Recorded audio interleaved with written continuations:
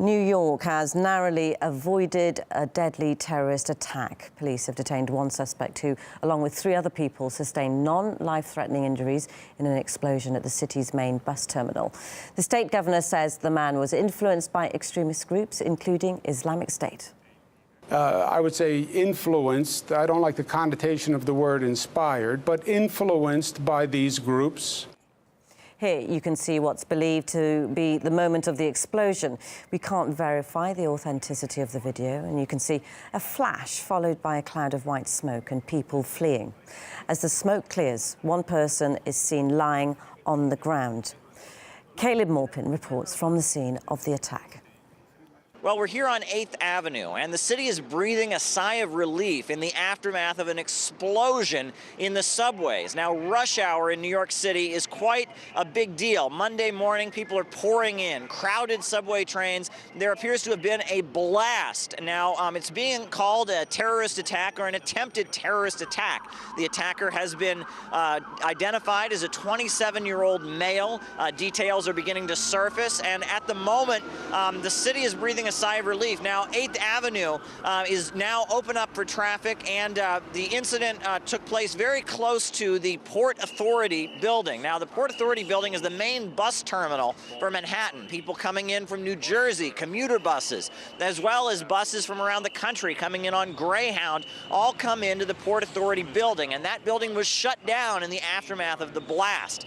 There was reports of a stampede and fear, people running, not knowing what was happening. But at the moment, it appears that there are no fatalities, only injuries, and these injuries are non-life-threatening. So a lot of questions are being asked. People are wondering how safe things are in the morning rush hour as you see crowds and crowds of people piled into subway trains trying to get into Manhattan. People are asking about safety here in New York City. Police department is on the scene. Their helicopters have been flying above. There are also fire department vehicles around. We understand that the FBI's Joint Terrorism Task Force is investigating this. This is being treated as a terrorist incident here in New York City, but at the moment, the suspect is in custody, and there are no fatalities. New York police have identified this suspect as 27-year-old acclaimed. He had strapped a low-tech explosive device to his body, which badly injured him when it went off. Just a month ago, the city was hit by its deadliest attack since 9/11. Oh my God!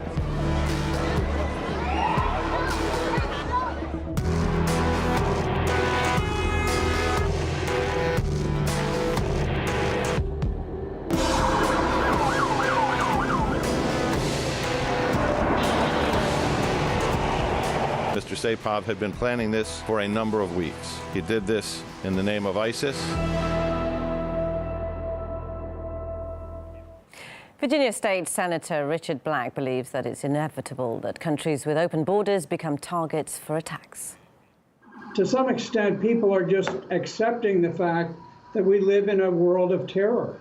We never had terrorist attacks in the United States for 100 years. And then all of a sudden, we have them almost on a weekly basis. It's not just in the United States, it's happening in Europe. Everywhere that opens its borders and allows people who arrive with a often with a religious belief that they have to slay the inhabitants of the country, it's inevitable that you're going to have that. We have very radical mosques that function in this country and over in Europe, and they literally preach hate, and they say, look, go out, it's your duty to murder people. And they go out and they do it. And sometimes it takes many years. Some of these people are not even religious, and then they have a religious conversion later on. And if they go to one of these bad mosques, then the next thing that you have is a suicide bomber.